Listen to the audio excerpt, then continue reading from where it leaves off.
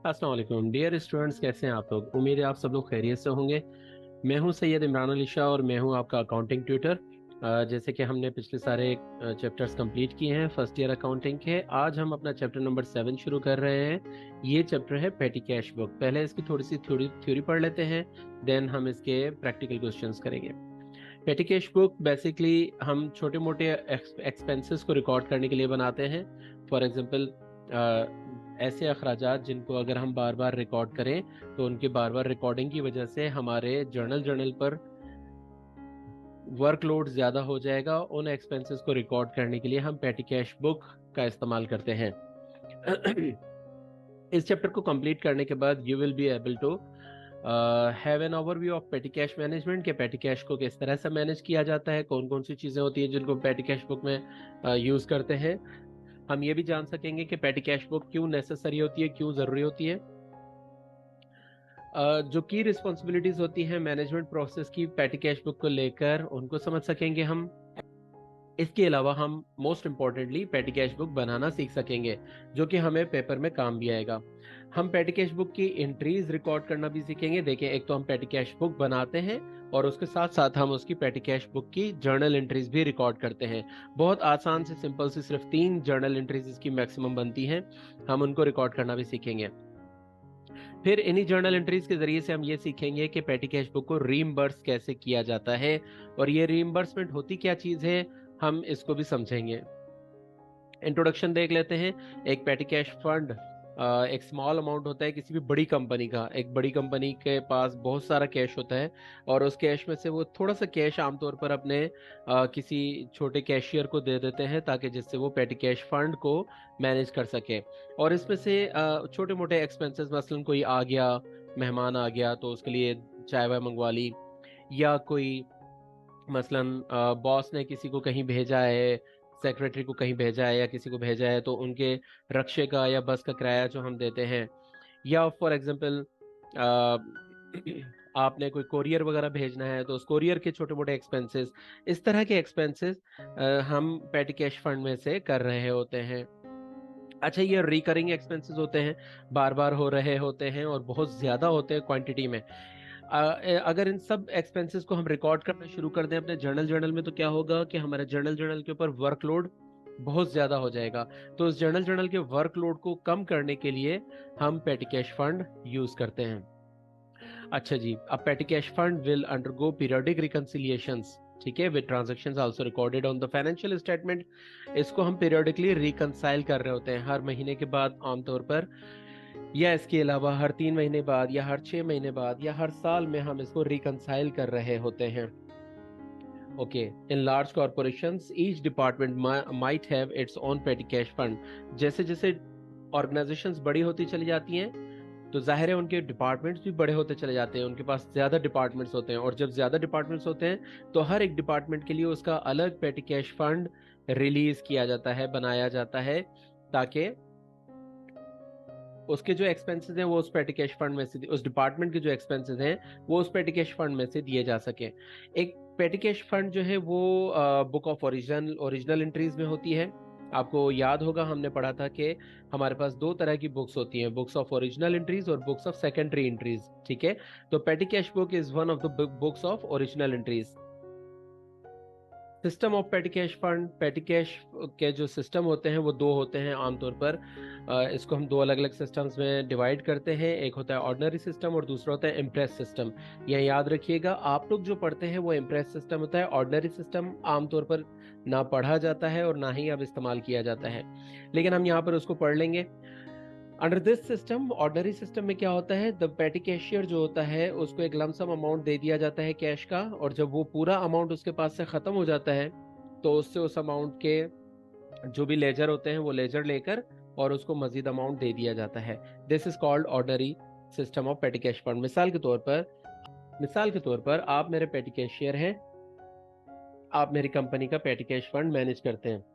तो मैं क्या करूंगा कि पूरे 1 लाख रुपया आपको दे दूंगा, कहूंगा कि ये पेटी कैश फंड के लिए है, और जब ये खत्म हो जाए तो फिर आप और ले लीजिएगा। तो आप उस 1 लाख में से खर्चा करते रहेंगे, करते रहेंगे। जैसे ही वो 1 लाख रुपया कंप्लीट हो जाएगा, आप मुझे उसके लेजर ला कर दे देंगे।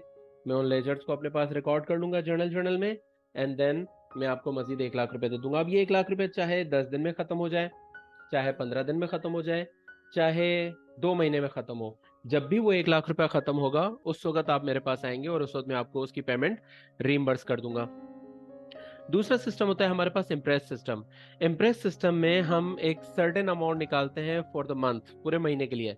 मसलन जैसे अभी जनवरी का महीना अगर चल रहा है, तो मैंने आपको अपने पेटी कैशियर को, आप मेरे पेटी कैशियर है और मैंने आपको 3 लाख रुपए दे दिए और आपसे कहा कि भाई ये जनवरी के महीने के पेटी कैश फंड के एक्सपेंसेस के हैं। आपने पूरे जनवरी के महीने में पेटी कैश फंड एक्सपेंसेस किए।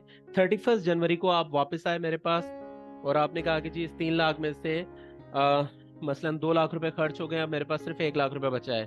तो मैं उस 2 लाख रुपए के लेजर्स की कॉपी आपसे ले लूंगा और उनको अपने जर्नल में रिकॉर्ड कर लूंगा और आपको मजीद 2 लाख रुपए वापस दे दूंगा ताकि आपके पास पूरा 3 लाख रुपए कंप्लीट हो जाए for the month of February.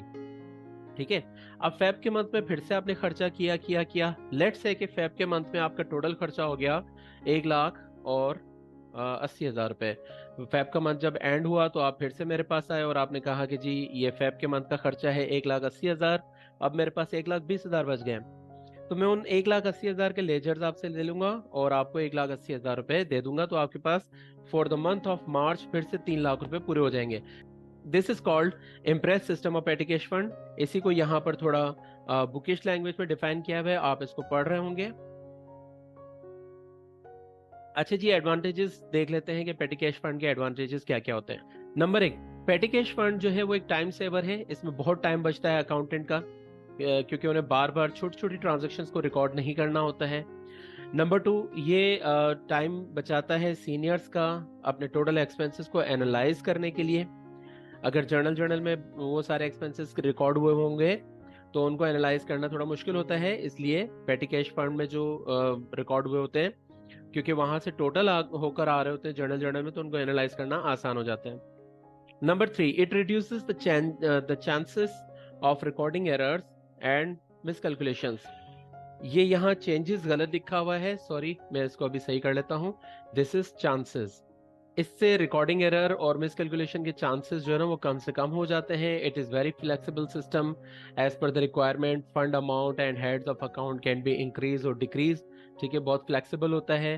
जब हमें ज़रूरत पड़े तो हम फंड के अमाउंट को बढ़ा सकते हैं या जो हेड ऑफ अकाउंट्स है उनको कम कर सकते हैं, ज़्यादा कर सकते हैं। और ये बहुत एक अच्छा कंट्रोलिंग टूल होता है। पेटी कैश फंड एक बहुत अच्छा कंट्रोलिंग टूल भी होता है। कुछ प्रिकॉशंस लेने चाहिए हमें पेटी कैश फंड को मैनेज करते वक्त।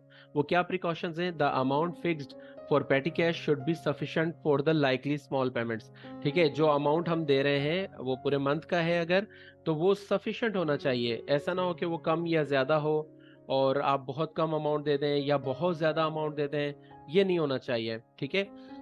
मसलन अगर पूरे महीने का खर्चा आपका, आप एक मरतबा देख लें कि जी 3 लाख रुपए होता है, तो आप तकरीबन कोई 3.5-4 लाख के आसपास अपना पेटी कैश फंड रखें। ऐसा ना हो कि आपका एक्सपेंस हो रहा है 3 लाख रुपए और आप पेटी कैश फंड में 6 लाख रुपए रख रहे हो, ये नहीं करना चाहिए। और ये भी नहीं करना चाहिए कि एक्सपेंसेस तो हो रहे हैं अराउंड 3 लाख समथिंग के एक्सपेंसेस हो रहे हैं, लेकिन हम अपने पेटी कैशियर को दे रहे हैं सिर्फ 2 लाख रुपए, ये भी नहीं करना चाहिए। ठीक है। अच्छा, the voucher should be filled in और should be filed in order. जो वॉचर्स बनते हैं पेटी कैश फंड के, उनको बहुत एहतियात से ऑर्डर से रखना चाहिए, मतलब तरतीब से होना चाहिए, नंबर वाइज उनकी सीक्वेंस होनी चाहिए और उसी सीक्वेंस के मुताबिक उनको तरतीब से होना चाहिए, वरना तो उनको रिकंसाइल करना मुश्किल हो जाएगा बहुत। On duly only duly sanctioned और authorised payments should be issued. सिर्फ वो पेमेंट हमें इशू करनी चाहिए जो कि अथोराइज्ड हो और सैंक्शनड हो, सिर्फ वही पेमेंट्स हमें इशू करनी चाहिए, उसके अलावा कोई पेमेंट्स हमें इशू नहीं करनी चाहिए।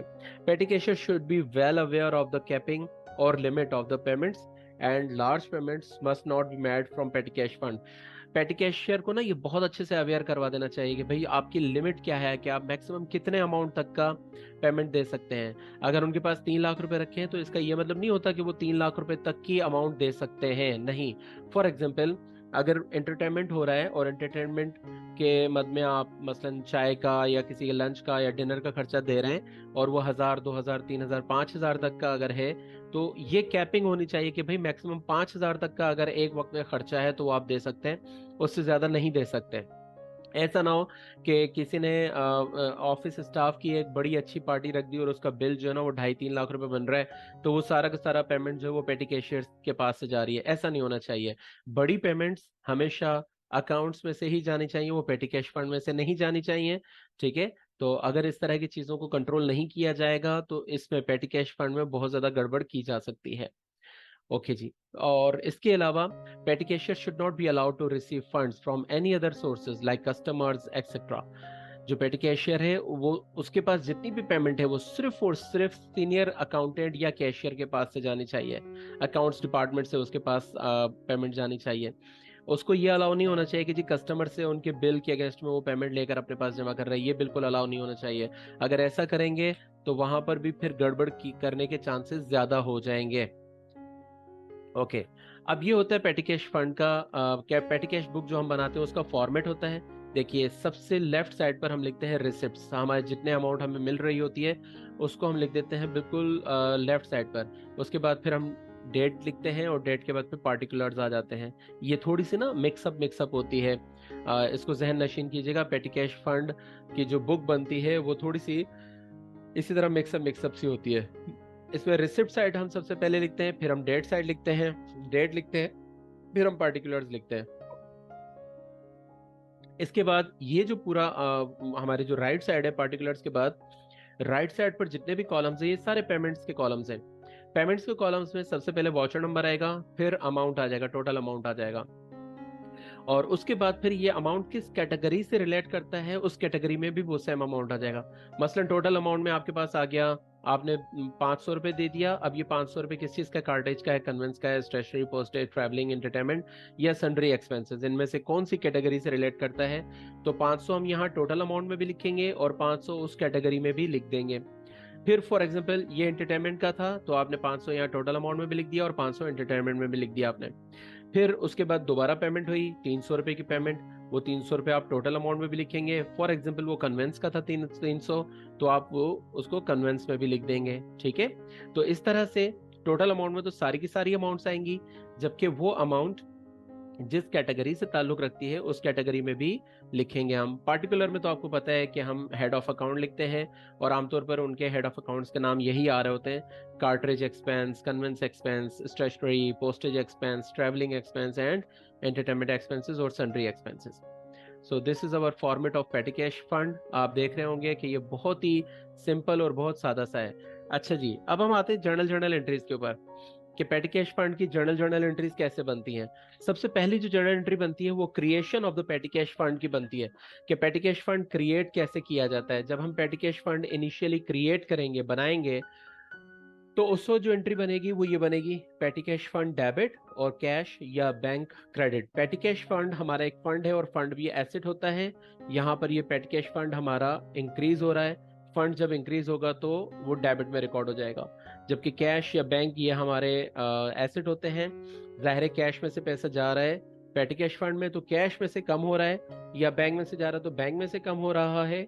ठीक है। तो ये वाला एसेट हमारा डिक्रीज हो रहा है, तो जब ऐसे डिक्रीज होता है तो उसको हम क्रेडिट में रिकॉर्ड करते हैं। उसके बाद होती है पेमेंट्स की एंट्री। जो भी पेमेंट्स हमने की हैं पेटी कैश फंड में से उनकी एंट्री होती है।